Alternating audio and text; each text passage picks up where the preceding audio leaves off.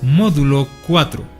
Marco legal y normativo, políticas relacionadas a la temática del cambio climático por el Estado Plurinacional de Bolivia. Curso: Ley de Revolución Productiva Comunitaria y Agropecuaria. Emilio García Apaza. Doctorado en Gestión de Ecosistemas y de la Diversidad Biológica, Universidad de Alicante, España. Maestría: Estudios del Desierto en la especialidad de la Agricultura y Biotecnología para el Desarrollo Sostenible de Zonas Áridas y Semiáridas, Ben Gurión, Universidad de Negev, Israel. Ingeniería Agronómica, Universidad Mayor de San Andrés, Bolivia. Actualmente cumple la función de consultor en adaptación en el proyecto de promoción de una cultura de resiliencia Dibgis UMSA COSUDE. Fue docente de posgrado en Ciencias del Desarrollo de la Universidad Mayor de San Andrés en los módulos de Cambio Climático y Servicios Ambientales, la cuenca y el manejo integrado de la cuenca, manejo de cuencas y recursos naturales y manejo de cuencas y bosques. Coordinó trabajos de investigación en análisis de los factores de equilibrio en ecosistemas afectados por el cambio climático, Estación Experimental de Patacamaya, La Paz. Estrategias de adaptación en las cadenas de producción de altura, entre otras. Bienvenidos a la continuación del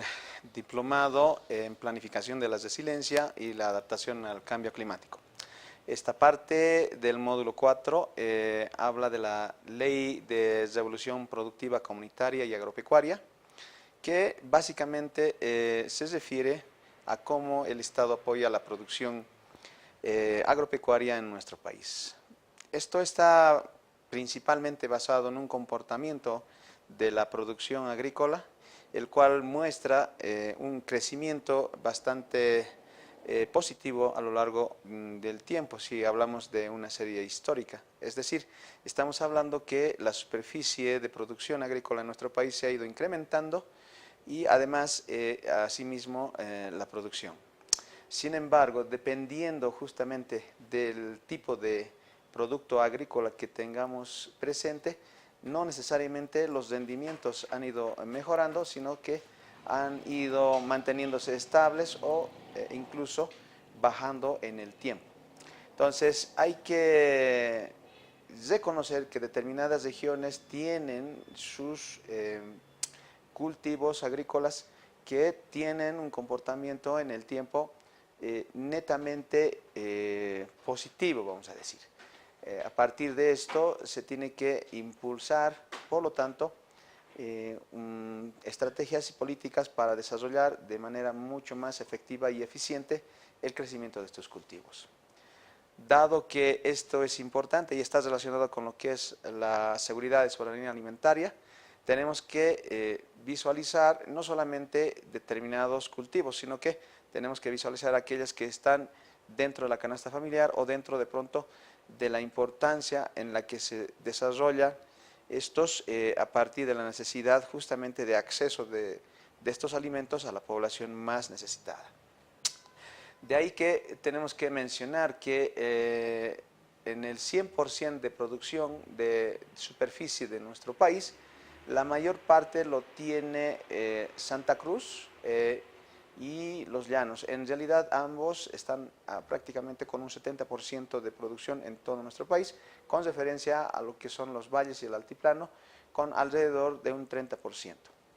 Por otro lado, también tenemos que mencionar que el volumen de producción en estas regiones también se lo lleva la parte oriental con alrededor de 74% y alrededor de un 22% más o menos aproximadamente entre lo que es el altiplano y el valle. Por lo tanto, estamos hablando de una hegemonía de la producción en el oriente. Por otro lado, las variaciones de superficie de producción que tiene nuestro país con respecto al comportamiento de qué cultivos normalmente se producen en Bolivia, se tiene que mencionar que Santa Cruz otra vez es el que normalmente ha tenido mayores variaciones. Estamos hablando prácticamente de un 70% desde lo que es el 2005 al 2012. Es decir, Santa Cruz es el que ha crecido en un gran porcentaje a partir de este año y se ha generado prácticamente unas variaciones en términos, por ejemplo, de uso de la tierra y cambios de la tierra bastante grandes. Por otro lado, también tenemos que mencionar que las variaciones de estas producciones, dentro de lo que es, por ejemplo, a nivel departamental, tenemos que mencionar que también el departamento de Santa Cruz es el que ha tenido mayores variaciones en estos términos de cambio de uso de la tierra, justamente para la producción. En aproximadamente un 80% de todo lo que se produce en el país está en este departamento y el resto prácticamente lo tienen los otros departamentos. Cuando hablamos de la superficie ya en términos de rubros, estamos hablando de que otra vez, si vamos a referirnos a la mayor producción que lo tiene Santa Cruz, en el que se producen normalmente cultivos extensivos, los cultivos de tipo industrial son los que tienen prácticamente un 82% en términos de comparación, si se quiere, con los otros cultivos de tipo frutal, hortalizas, tubérculos, forrajes. Por lo tanto, los industriales prácticamente están dominando, digamos, en toda la gama de estos cultivos. Asimismo, en términos de volúmenes de producción, igual los industriales tienen prácticamente desde el 2005 hasta el 2015 un crecimiento bastante elevado, ¿no? Y en otras palabras estamos hablando de que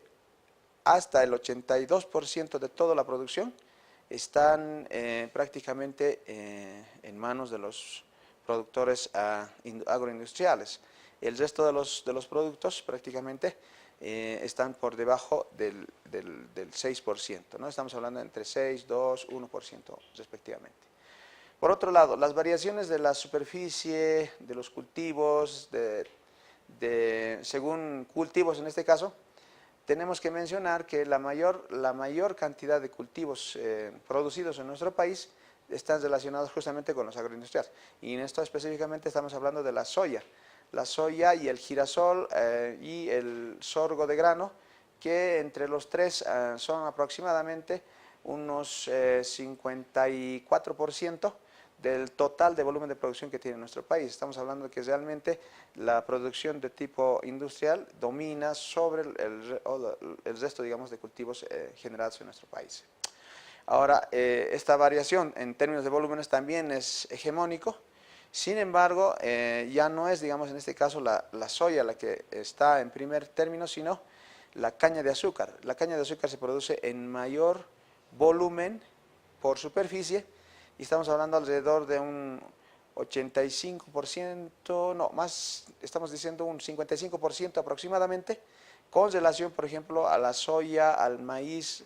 de grano, a la papa, al banano, etcétera, etcétera. Por lo tanto, estamos hablando de que en términos de volumen, es decir, en términos de mejor rendimiento, ocupa la caña de azúcar con respecto, por ejemplo, a la soya, que en términos de rendimiento prácticamente se ha estabilizado y no ha tenido mayor crecimiento durante los años. Ahora, es importante hablar, por lo tanto, de la parte oriental. En Santa Cruz, por ejemplo, que se lleva en más del 70%, no solamente en términos de producción, sino también en superficie, tenemos que mencionar que en este departamento el 95% prácticamente es producción de tipo industrial y el resto, frutales, hortalizas, tubérculos, ¿no? Forrajes, prácticamente están por debajo de los 20% de producción. Asimismo, tenemos que mencionar que en este departamento los rubros más hegemónicos, digamos, es otra vez la parte agroindustrial, ¿no? Con relación a los frutales, hortalizas, tubérculos y forrajes, el cual prácticamente se lleva en un 96% de producción. Por otro lado, en términos de tipos de cultivos, tenemos que mencionar que en esta parte de nuestro país, la soya prácticamente está con un 30% con respecto, por ejemplo, al girasol, que tiene un 24% aproximadamente de producción. Por lo tanto, entre los dos estamos hablando de un 54% de producción que se tiene, digamos, en gran mayoría en este departamento con relación al resto de cultivos. Por otro lado, también en términos de variaciones, tenemos que indicar otra vez que la caña de azúcar se lleva, en este caso, la mayor parte, digamos, de volúmenes de producción, precisamente porque tiene un mejor rendimiento con respecto a la soya. En otras palabras, estamos hablando de que la caña, por ejemplo, en términos de variaciones de volúmenes de producción, se ha tenido prácticamente un 63%. Eso quiere decir que la caña se ha ido también incrementando en términos de tipos de cultivo, vamos a decir, porque la soya estaba ocupando anteriormente, ahora la caña ha tomado importancia. También hay que más en estos términos direccionar que si existe un comportamiento de tipo agronómico en nuestro país, se tiene que incentivar justamente esta cualidad a través de lo que son las políticas públicas sobre seguridad y soberanía alimentaria. En otras palabras, estamos hablando de que a través de la 144, denominada justamente la Ley de la Revolución Productiva Comunitaria Agropecuaria, que fue aprobada en el 2011, se está implementando una serie de políticas que coadyuvan a la producción nacional. Esto es básicamente normar un proceso de revolución productiva en términos comunitarios, agropecuarios, para la soberanía alimentaria, estableciendo las bases institucionales, políticas y mecanismos, además de esos mecanismos técnicos, obviamente, tecnológicos, financieros, de producción, transformación y comercialización de la producción agropecuaria. Por lo tanto, su finalidad es lograr la soberanía alimentaria en condiciones de inocuidad, es decir, en condiciones de calidad para vivir bien por todos los habitantes del Estado Plurinacional de Bolivia. También tenemos que mencionar que dentro de esta ley, dentro de la ley 144, es importante mencionar que tiene diferentes políticas para fortalecer. Por ejemplo, esta que se refiere a la base productiva, ¿no?, en la que se instruye, digamos, la recuperación de la fertilidad del suelo como un ente sostenedor de la producción agropecuaria, de la utilización de abonos orgánicos, las terrazas, la conservación e incremento de la biodiversidad a través de la recuperación y crianza de semillas nativas y la producción de semillas mejoradas. Hay una segunda parte, ¿no?, en la que se menciona la política de conservación de áreas de producción, en la que básicamente se está mencionando de que existe un rubro de conservación de las áreas estratégicas de producción agropecuaria. Y esto está muy relacionado, por ejemplo, con las zonas de agrobiodiversidad en nuestro país. En un tercer punto, las políticas de protección de los recursos genéticos naturales indican que se debería tomar en cuenta estas cualidades de los sistemas de vida para poder implementar lo que es la seguridad y soberanía alimentaria. Una cuarta parte, hablando ya del fomento a la producción, se menciona que se debería coadyuvar a lo que es el marco de la economía plural a través del fomento y el mejoramiento del rendimiento de la producción. Y claro, eso es importante, por ejemplo, cuando hablamos de la soya, ¿no?, y cuando hablamos, por ejemplo, de otros cultivos de tipo agroindustrial que están bajando, digamos, o están manteniendo su rendimiento a pesar de que la superficie de producción se ha incrementado. Entonces, y claro, esto está, por ejemplo, acoplado a lo que es la política de acopio y reserva, ¿no?, en términos, por ejemplo, de la utilización de algunos elementos de tipo ancestral, como por ejemplo las piruas, ¿no?, o los silos como tal, ¿no?, para conservar justamente los alimentos. Y esto también va concatenado con lo que son las políticas de transformación y fomento a la industrialización, lo que prácticamente hace que tengamos que velar de que lo que nosotros estamos utilizando no necesariamente lo utilizamos en términos brutos, sino que vayamos transformándolo para que tengamos un valor agregado y, en otras palabras, ayudando, digamos, o coadyuvando a lo que es el mejoramiento de la pobreza en nuestro país. Cabe mencionar que dentro de las políticas también se habla de lo que es la promoción del consumo nacional, es decir, que parte justamente del concepto de soberanía, y esto es prácticamente tomar el ámbito de producción, ¿no?, transformación y comercialización a través de un consumo responsable, ¿no?, que sea, digamos, de autosuficiencia y que parta, digamos, de nuestros productos. En otras palabras, estamos hablando de que esta política de consumo de lo que es nacional está impulsando la utilización de aquellos productos llamados o mal llamados subutilizados,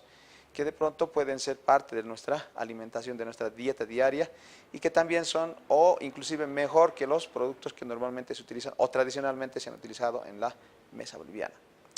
Tenemos la política de innovación agropecuaria y forestal, ¿no?, en el que de pronto se ha mencionado que se institucionaliza, ¿no?, lo que es el Instituto Nacional de Innovación Agropecuaria y Forestal, INIAF, a través del cual prácticamente se oferta servicios de certificación de semillas y gestión de recursos genéticos de la agrobiodiversidad. Y esto es importante, ¿por qué? Porque se está implementando prácticamente toda aquella investigación de tipo aplicativa. Una política que no hay que olvidar es la de mecanización y tecnificación agropecuaria, ya que estos promueven el uso de la mecanificación adaptados a los diferentes pisos ecológicos. Y bueno, una parte también importante que se tiene que tomar en cuenta es esta parte financiera. Todas aquellas normas que no tienen esta parte prácticamente están condenados a desaparecer. Sin embargo, aquí se tiene que hablar, por ejemplo, de los fondos concurrentes departamentales productivos, los cuales son manejados a través de una suerte de concurso de instancias dentro de lo que es la producción agropecuaria, particularmente comunitaria, ¿no?, y además a través de las asociaciones de productores con fondos de gobiernos autónomos, departamentales, municipales o indígenas, por ejemplo, que están relacionados con la parte campesina, por ejemplo, ¿no? Una tercera parte hay que mencionar de que existe el fomento al acceso de recursos a través de lo que son el crédito. Y en esto entra de lleno lo que es la autoridad del sistema financiero a través de un reglamento en el que permite que existen créditos de tipo estructurado y créditos a partir de productos almacenados y por contrato, así como de otorgación de créditos con garantías reales o hipotecarias. También hay que mencionar que existen otras formas de implementar la 144, como por ejemplo la creación del seguro agrario universal Pachamama, el cual está siendo implementado actualmente por el INSA, el Instituto Nacional de Seguro Agropecuario, los cuales atienden todas aquellas áreas afectadas por daños naturales o provocados por fenómenos climáticos y desastres naturales adversos. También tenemos que mencionar la creación de la Empresa Estratégica de Apoyo a la Producción de Semillas, la que se constituye prácticamente en un banco de semillas para la producción estratégica. La ley 144 también contempla la creación de la empresa de producción de abonos y fertilizantes, es decir, estamos hablando de la producción de abonos orgánicos y otros derivados de insumos de la explotación minera e hidrocarburífera. También hay que mencionar el fortalecimiento de la empresa de apoyo a la producción EMAPA, los cuales tienen prácticamente su radio de acción en aquellas cadenas productivas de alimentos, los cuales están relacionados con la producción agropecuaria y con la producción agroindustrial, que mantiene prácticamente el mercado interno de productos agropecuarios y a partir justamente de la, si se quiere, de la intervención en los tipos de comercialización de los productos agropecuarios que nosotros tenemos en el país. Ahora, obviamente esto es con la finalidad de garantizar lo que es la seguridad alimentaria con soberanía. Esto es realmente importante, ya que no solamente dentro de lo que es el acceso a la alimentación se incorpora llegar a la parte de la alimentación, sino en el sentido de llegar, pero con calidad y con inocuidad a esta alimentación, pero sobre todo esta alimentación de tipo local. Ahora, nos enfocaremos un poco en lo que es la estructura de la 144. En la 144 se indica básicamente los títulos de disposición general, políticas y estructuras institucionales y planificación de la revolución productiva comunitaria agropecuaria, un título 3 que habla del ámbito económico-financiero, y además hay disposiciones finales, transitorias, adicionales, abrogatorias y derogatorias. En el título 2 hay que mencionar que existen una serie de políticas de revolución productiva, por ejemplo, el de fortalecimiento de la base productiva, el de fomento a la producción como tal, al de acopio y reserva, pasando por lo que es la provisión de alimentos, ¿no? Y además tomando en cuenta la creación inclusive de institutos técnicos agropecuarios que son parte importante para la aplicación de esta normativa. Tenemos que tomar en cuenta también de que esta normativa, ¿no?, está relacionada con la participación de los pueblos indígenas de nuestro país. Quiere decir que, por ejemplo, a partir de el no tomar en cuenta este conocimiento milenario, a partir de lo que son, por ejemplo, las jerarquías, las oligarquías, las monarquías, estamos hablando de haber tomado prácticamente todos aquellos conocimientos existentes, preexistentes prácticamente, antes de lo que eran nuestros conocimientos de tipo, digamos, centenario, ¿no? Entonces, eso es lo que está esperando ahorita el pueblo, digamos, boliviano, a partir de lo que es la aplicación de esta normativa, porque es una nueva política, digamos, una nueva forma de ver la producción agropecuaria a partir de lo que es la responsabilidad de la humanidad para tener lo que se llama el equilibrio con nuestra madre tierra.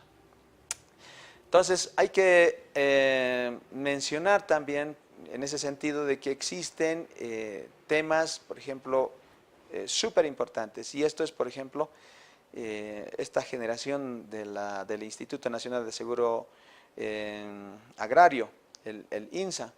¿no?, a través del cual, por ejemplo, es una nueva forma, digamos, de confrontar los desastres naturales y de poder, digamos, solventar de alguna forma estos a las personas, a los productores que hayan sufrido algún tipo de efecto, digamos, de los eventos climatológicos adversos. Existe también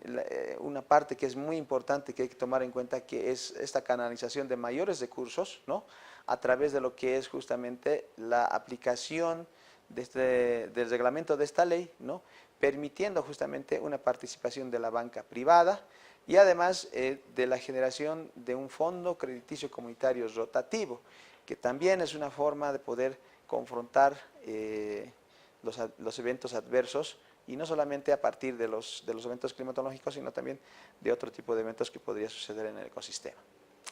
También hay que mencionar una parte muy importante, que es esta parte de los transgénicos, en el que específicamente en el artículo 15 se veta la producción de alimentos transgénicos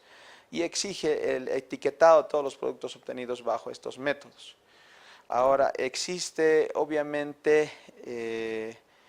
a partir de esto una protección del patrimonio genético de nuestro país, para que nosotros, para que Bolivia, en este caso, tenga una variedad incomparable de papa, quinoa y cítricos a partir de lo que ya se ha identificado prácticamente, ¿no? Estamos hablando de una gran cantidad de variedad, por lo tanto, proteger esta cualidad es prácticamente función de la 144. Tenemos también que mencionar que EMAPA, ¿sí?, es otra de las instancias que coadyuva a la aplicación de esta normativa, porque básicamente inclusive está cubriendo lo que es la demanda interna antes que la demanda externa, es decir, ahora solamente se toma, digamos, en cuenta aquellos excedentes para la exportación. También tenemos que mencionar que a partir, por ejemplo, de lo que es la generación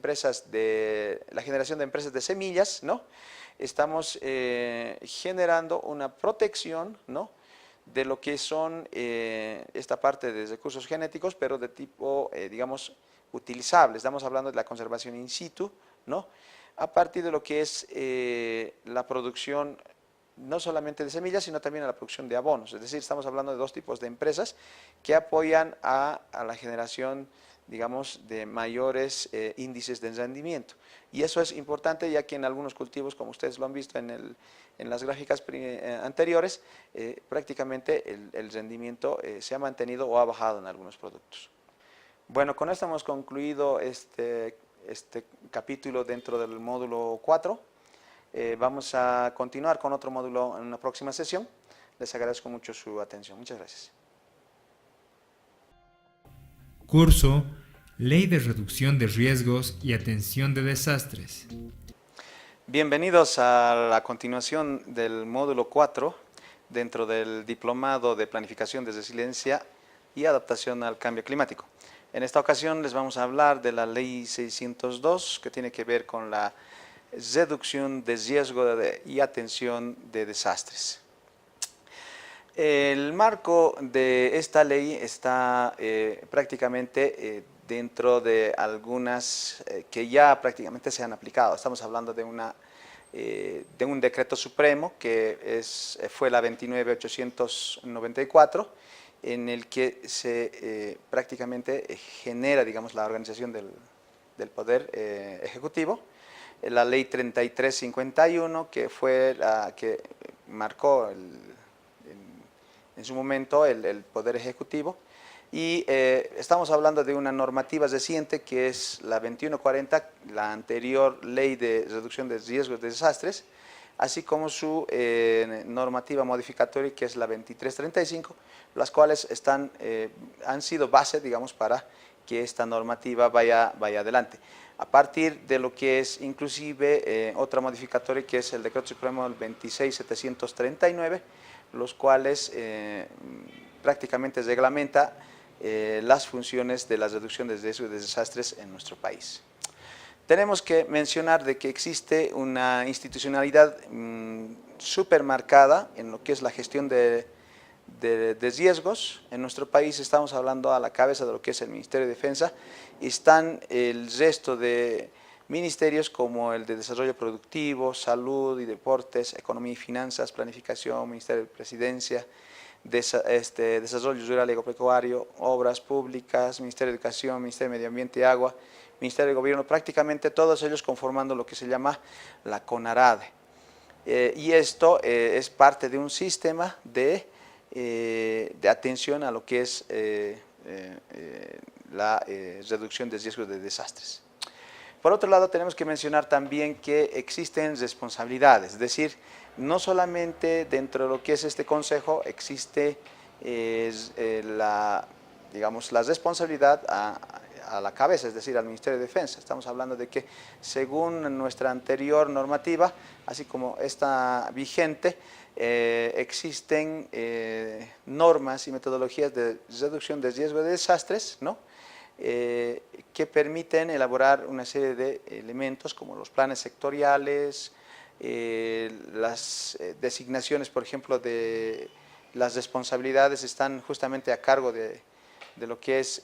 esta normativa, es decir, estamos hablando de que el Consejo, el CONARADE, puede regentar sobre inclusive la coordinación y elaboración e implementación de los planes sectoriales, ¿no? A partir de lo que es la implementación de las metodologías de la reducción de riesgos, la elaboración y difusión de información con relación a los distintos escenarios de riesgos, ¿no? Así como de la coordinación en la generación de los planes de reducción de riesgos a nivel institucional. Por otro lado, tenemos que mencionar de que esta ley está trabajando en base a líneas estratégicas, y estas líneas estratégicas tienen que ver con el análisis de las amenazas y las vulnerabilidades dentro de nuestro país. Hay otra línea estratégica que tiene que ver con la evaluación de los impactos socioeconómicos, así como la identificación de las prioridades de reducción de riesgos y atención de desastres en el sector. El establecimiento de líneas de políticas para la generación justamente de de las estrategias de riesgos, ¿no? El análisis de la capacidad sectorial para poder responder a un determinado evento, así como la formulación y ejecución de los planes sectoriales y la promoción de los estudios ambientales que son necesarios al momento de implementar algún tipo de obra. Esto básicamente también está relacionado con el establecimiento de redes, estas redes que incorporan, por ejemplo, en sus programas toda la temática de riesgos,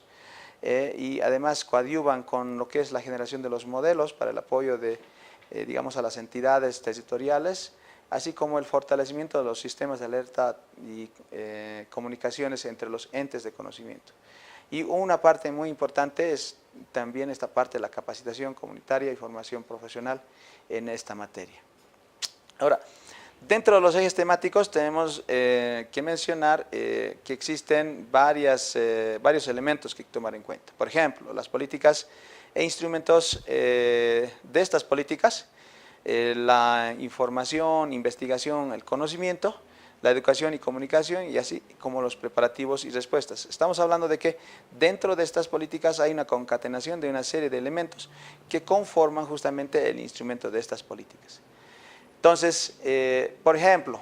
dentro de estos componentes, la gestión de riesgos en sí es una política de Estado. Es decir, los procesos de gestión e institucionalización para, por ejemplo, para la reducción de riesgos, está definida justamente dentro de esta política. Por lo tanto, se puede generar lo que se llama un instrumento normativo para poder generar también instrumentos técnicos. Entonces, de ahí es que estamos hablando de que estamos en un nivel en el que no solamente hay una coordinación y la generación de determinados elementos, determinados instrumentos para poder actuar, sino que también estamos mencionando que existen otros elementos, otros componentes que per se son importantes para que se pueda reaccionar conforme a un evento de forma adecuada. Entonces, claro, si nosotros nos vamos más adelante, en un segundo eje ya podemos mencionar de que tenemos esta cualidad, digamos, de poder responder a los eventos adversos, no solamente de una forma concatenada, sino también de una forma mucho más coordinada, ya que la responsabilidad no solamente recaería, digamos, en el Ministerio de Defensa, sino en otros ministerios como parte de este sistema que tiene nuestro país y que está atendiendo a los diferentes tipos de desastres.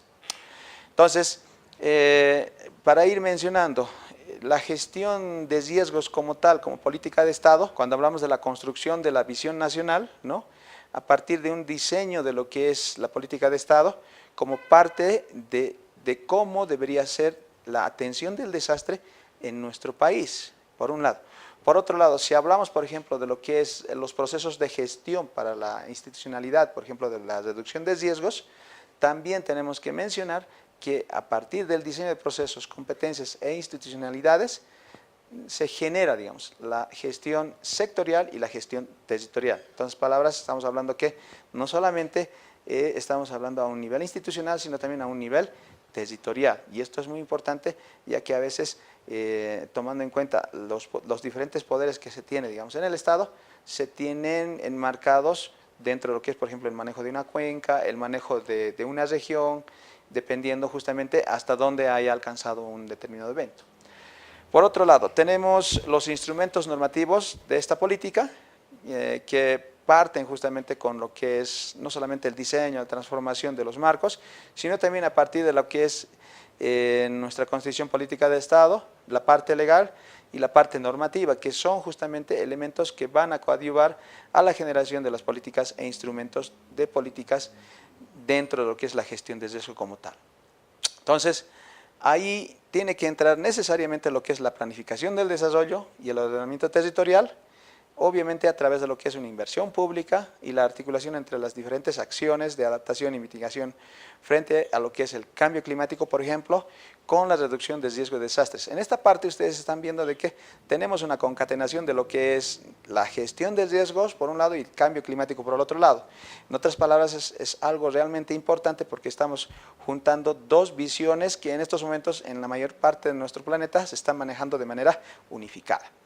Entonces, también tenemos las estrategias y mecanismos financieros que coadyuvan justamente a la generación de las diferentes acciones. Entonces, estamos hablando de, por ejemplo, de que esta suerte de aplicación del seguro agrícola Pachamama, por ejemplo, a partir de la 144, nosotros dentro de la ley 602 estamos indicando de que ya prácticamente esto está institucionalizado. ¿Está? En otras palabras, ya es una obligatoriedad tomar en cuenta acciones de tipo, en este caso, relacionados a la adaptación al cambio climático y a la reducción del riesgo de desastres a partir justamente de las anteriores normativas. Y esto es nuevo también dentro de lo que son las acciones de la ley 602. Tenemos también que mencionar que existen diferentes componentes dentro de lo que es el eje, por ejemplo, de información, monitoreo, investigación y conocimiento, como por ejemplo, hablando de lo que es el ordenamiento jurídico, ¿no? En el que podemos mencionar que también está el sistema de información para la gestión del riesgo, el sistema de monitoreo para la gestión de investigación, es decir, estamos hablando no solamente de hablar lo que es la parte de ver, monitorear, sino también actuar. Es decir, estamos hablando inclusive la parte de lo que es investigativa para generar instrumentos de conocimiento. Esto es sumamente importante ya que impulsa a las universidades a introducir dentro de sus proyectos de investigación acciones concretas de investigación en esta materia. Por otro lado, tenemos que mencionar que otro eje dentro de lo que es el ordenamiento jurídico, por ejemplo, se menciona un mecanismo, ¿no?, que analice, modifique o promulguen bases legales, ¿no?, de tal forma que consolide el Sistema Nacional de Información para la Gestión del Riesgo. En otras palabras, ya no solamente estamos hablando al nivel del CONARADE o al nivel, en este caso, digamos, de los entes, digamos, tomadores de decisión de alto nivel, sino que estamos hablando de niveles en el que de pronto inclusive podrían ser municipales. El sistema de información de la gestión del riesgo, ¿sí?, tiene como principales finalidades capacitar y concienciar sobre el uso de empleo del sistema de información, capacitar sobre la administración de los centros de procesos de datos, realizar el análisis y el diagnóstico sobre el estado y la situación de los centros de procesos de datos, fortalecer las capacidades institucionales, así como implementar una serie de sistemas de información, comunicación y el acceso a la difusión de manera global. Y esto también es muy importante, ya que estamos hablando de mejorar lo que son nuestros sistemas de alerta temprana y de concatenar unos con otros a través de lo que se llaman redes comunitarias y redes inclusive que no solamente toman la parte convencional, sino también la parte ancestral. Los sistemas de monitoreo para la gestión de reducción del riesgo también toman en cuenta los mecanismos técnicos, institucionales y financieros para poder realizar la identificación, el análisis y la evaluación del riesgo. Y una parte, digamos, importante de todo esto también es el mecanismo que esto implica para la observación, seguimiento y monitoreo del riesgo y su gestión que permita evaluar de manera adecuada hasta dónde puede llegar, digamos, una determinada medida o una determinada intervención para poder, digamos, reducir o mitigar, digamos, en este caso, las diferentes vulnerabilidades que existen, producto justamente de lo que es la existencia de este riesgo. Ahora, dentro de lo que es el sistema de investigación, obviamente tenemos que tomar en cuenta de que existe una obligatoriedad prácticamente de parte, digamos, de las universidades en participar en todos estos procesos, ya que se debe identificar no solamente las investigaciones existentes, sino que se deben generar nuevas investigaciones, es decir, innovar dentro de lo que es la gestión de riesgo y se debe también identificar todos aquellos recursos humanos dedicados a este acápite y generar lo que se llama la creación de nuevos institutos, de nuevos entes de investigación que permitan aplicar esta normativa. Por otro lado, también tenemos que mencionar que existe dentro de lo que es el sistema del conocimiento como tal, necesidad de efectuar diagnósticos de necesidades y demandas, ¿no?, por un lado, así como de enlazar todo lo que es el riesgo con lo que es el sistema de vida con lo que son las instituciones. Estamos hablando de concatenar prácticamente todo lo que es la parte territorial. Por otro lado, también hay que mencionar que existe otra, ¿cómo se puede decir? Otro componente, ¿no?, que nos impulsa a generar mayor, ¿cómo se puede decir?, mayor conocimiento a través de lo que es este impulso a la educación y la comunicación. Dentro de lo que es la Ley 602 se enlazan diferentes temáticas, como por ejemplo el ordenamiento jurídico en términos de educación, capacitación, sensibilización, comunicación social como tal y el fortalecimiento de lo que es la resiliencia en el sistema educativo plurinacional para que estos puedan ser incorporados como parte, digamos, instrumental de todo lo que es el sistema educativo en nuestro país. Ahora, a partir de esto, por ejemplo,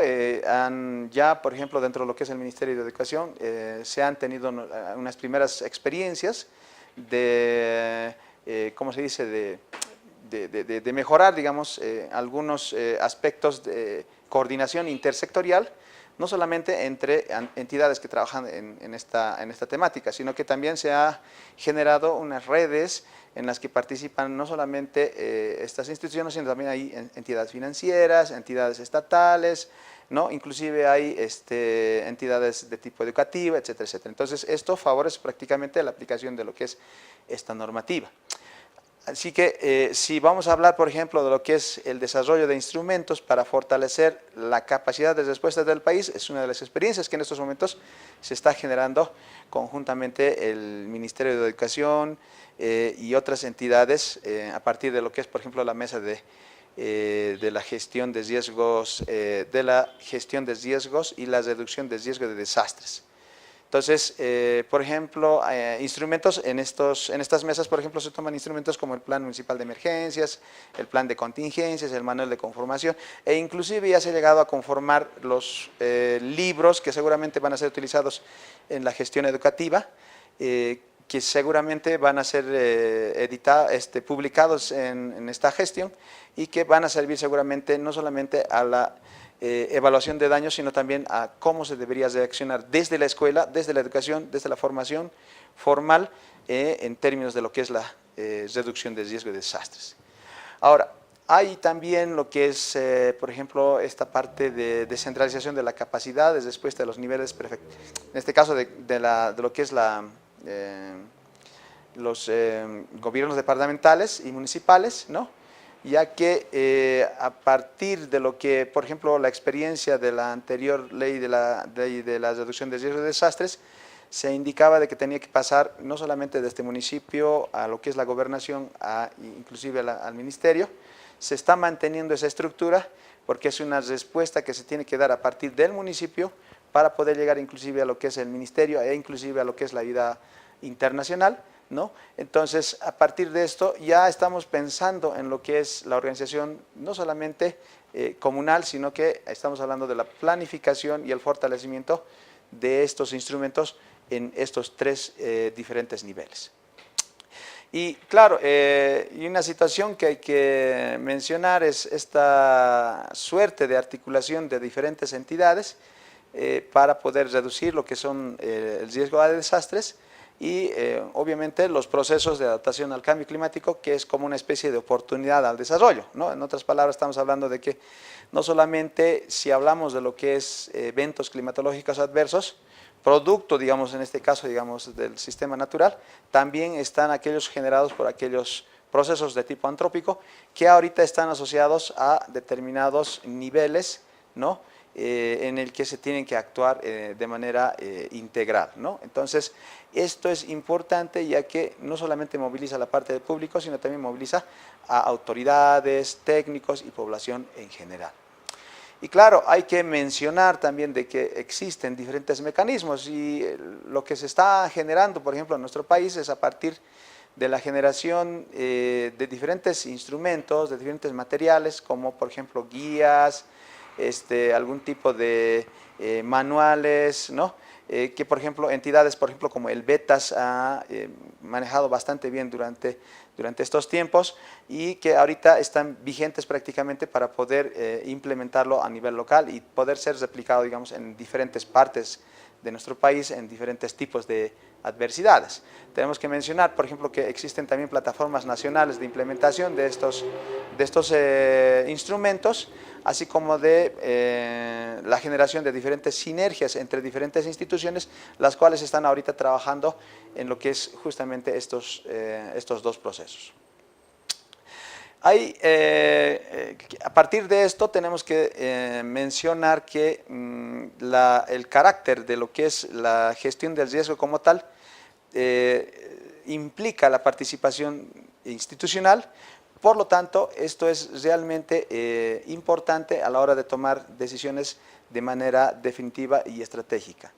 Entonces, esperemos que se haya tomado en cuenta todos los acápites de esta ley y pues nada, vamos a continuar en un próximo capítulo, en este módulo 4 de este diplomado. Muchas gracias.